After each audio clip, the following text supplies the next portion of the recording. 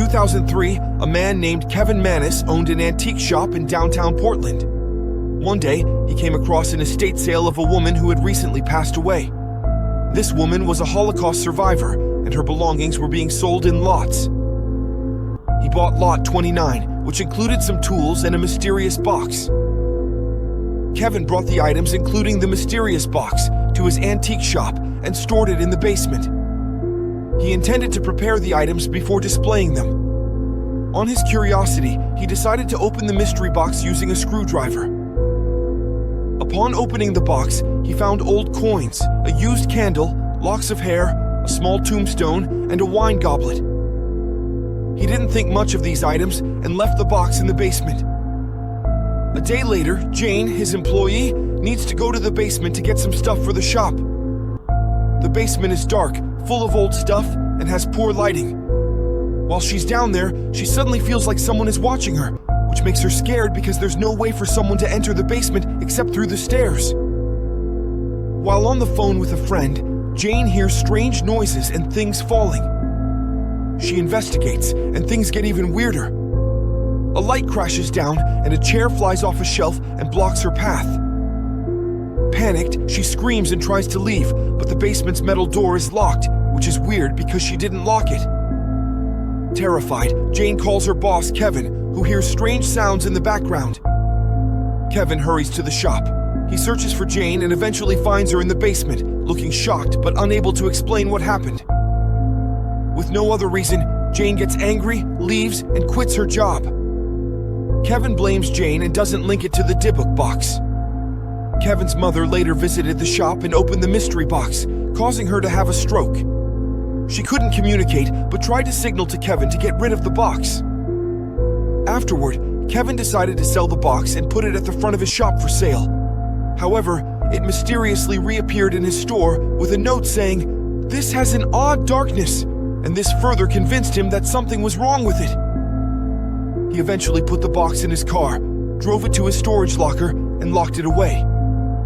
That night, he had a terrifying dream in which a woman with a decaying face attacked him. When he woke up, he noticed unexplained bruises and marks on his body. Kevin connected these incidents to the Dybbuk Box and chose to sell it on eBay to be rid of it. Two college kids named Sam and Brian bought the Dybbuk Box from Kevin. They were intrigued by it because it was associated with strange occurrences. After they got the box, they had technical problems with their devices, like laptops crashing and watches not working. They even had a bug infestation near the box. Despite these weird events, Sam and Brian enjoyed the attention they received in their online blog. However, things took a creepy turn when Sam started losing hair, and they both began having constant hallucinations of an old woman in the corner of their eyes. This freaked them out, so they decided to sell the Dybbuk Box back on eBay.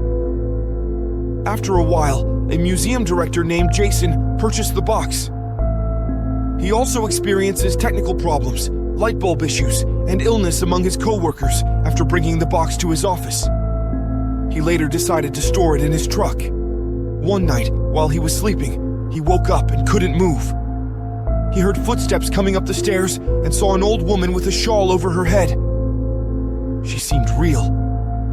She came closer and looked at him, and then she attacked him, gouging his eyes.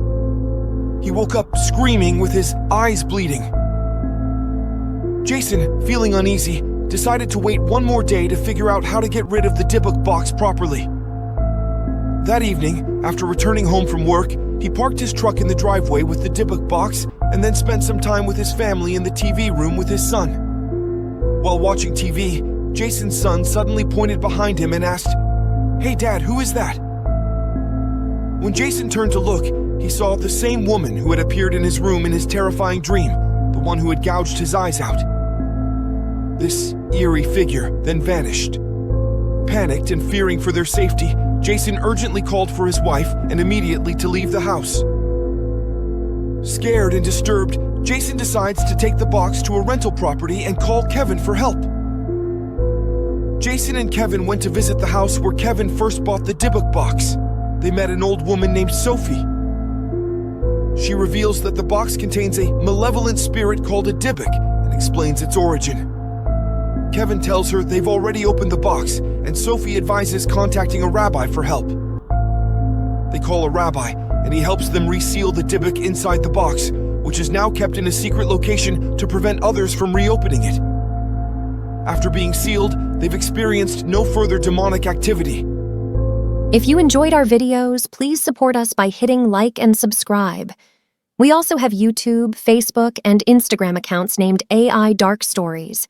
We upload 3 to 5 videos a week, so hit that notification button for more updates. Have a great day. To God be the glory.